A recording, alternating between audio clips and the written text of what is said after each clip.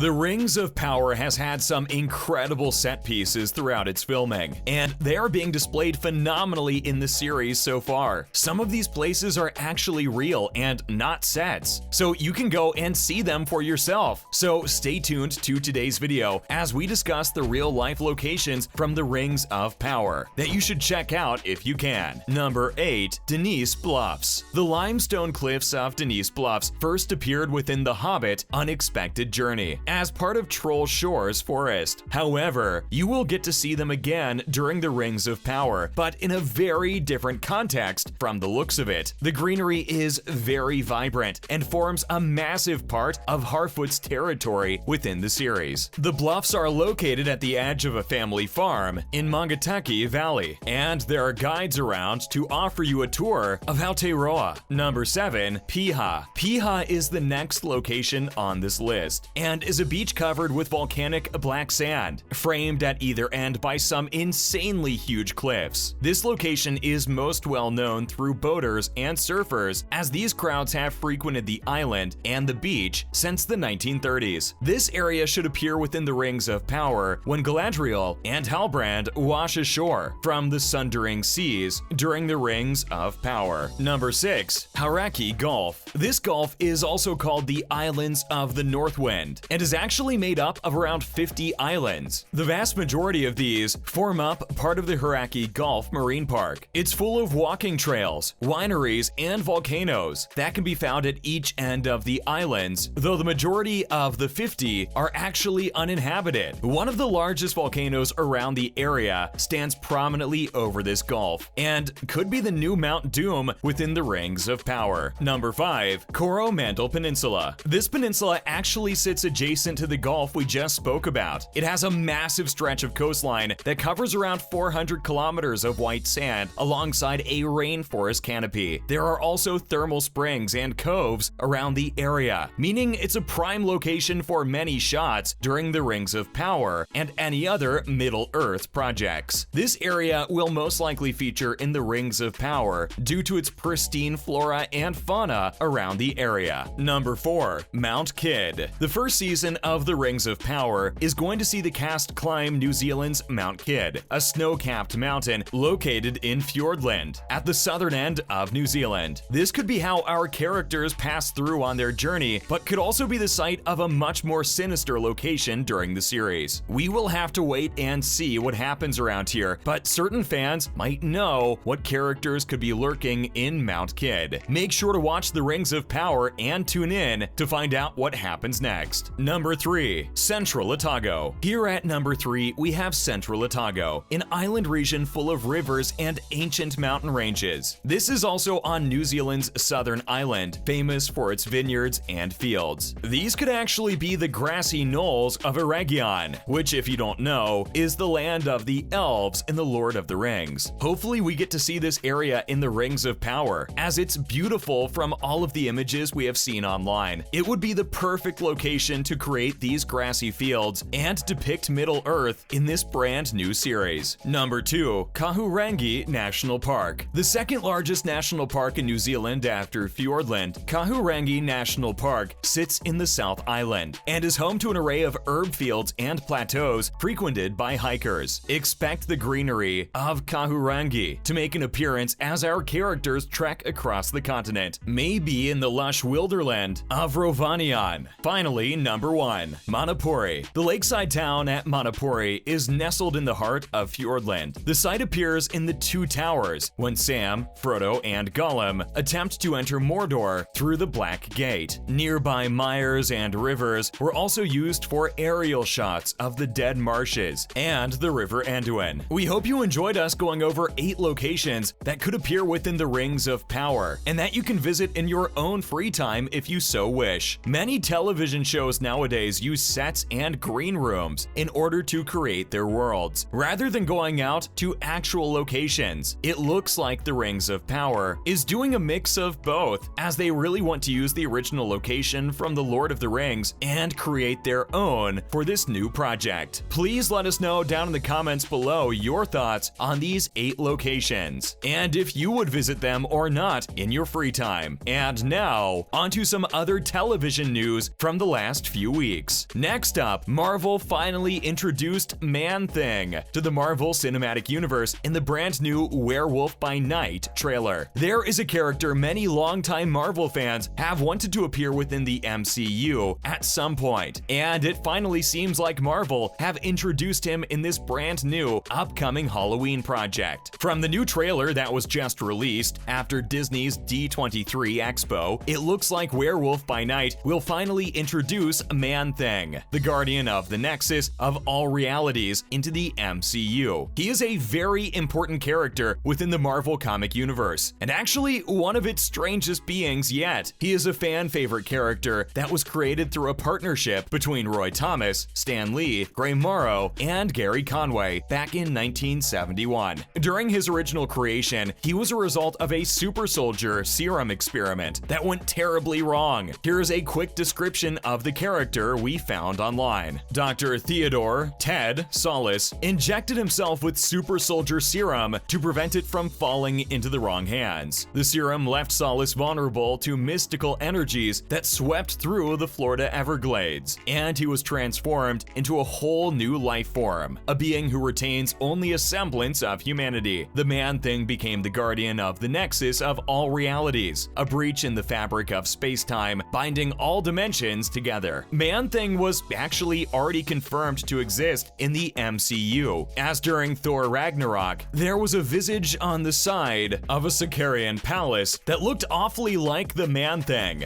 Given that he can travel through a portal to anywhere he wants to go, this Easter egg was confirmed to be the MCU's nexus of all realities. The Werewolf by Night trailer shows Man-Thing's first look within the MCU, and he looks awfully comic book accurate. His most distinct power is also shown, as he uses a burning touch upon all of the monster hunters within the trailer. Anything that feels fear burns at the touch of the Man-Thing. It's unclear whether Man-Thing will feature as a major role within Werewolf by Night, or he will just be a special cameo within the episode. However, him appearing means that he could be set up to be a key feature within the multiverse saga of the next few years. As we all know, the next phase of the MCU has been titled the Multiverse Saga, so surely the guardian of the nexus of all realities will be a potential force to be reckoned with during this multiversal war. One thing has recently been brought up, as it doesn't actually look like Werewolf by Night is going to be canon to the MCU. Nothing has been confirmed just yet, but Werewolf by Night was not advertised during the initial Multiverse Saga reveal. When looking into Werewolf by Night, it looks nothing like what the MCU has ever seen before, as it's going to be fully black and white and much more like a 30s horror movie than anything else. However, the inclusion of Man-Thing could be an important piece of the puzzle for the overarching story of phases 4 to 6. The nexus of all realities is actually a rift that runs through every alternate timeline, meaning that the Werewolf by Night universe might just be an offshoot of the actual MCU. Therefore, this guardian of all realities could come through to the MCU and make his presence known in the 616. We could even see Man-Thing appear to protect Earth 616 from Kang the Conqueror during the multiversal war of phases 5 and 6. Werewolf by Night is also very unlikely to give us an origin story of the Man-Thing, as it has already existed in the MCU for years now. The Man-Thing could also have been created in the 616, as we do know that other super soldier serum experiments went on, as mentioned by Isaiah Bradley in The Hulk. We hope that they do make this creature canon, and that he appears in later MCU projects. He's a massive fan favorite, and we would hate to see him wasted in one project only. And that's the end of today's video. Hopefully you enjoyed this latest video. If you did, would you please let us know down in the comments section below? It would be very helpful. Make sure to like the video, comment down below, and of course subscribe to the channel with the notification bell rung. Thank you for watching today's video. Bye!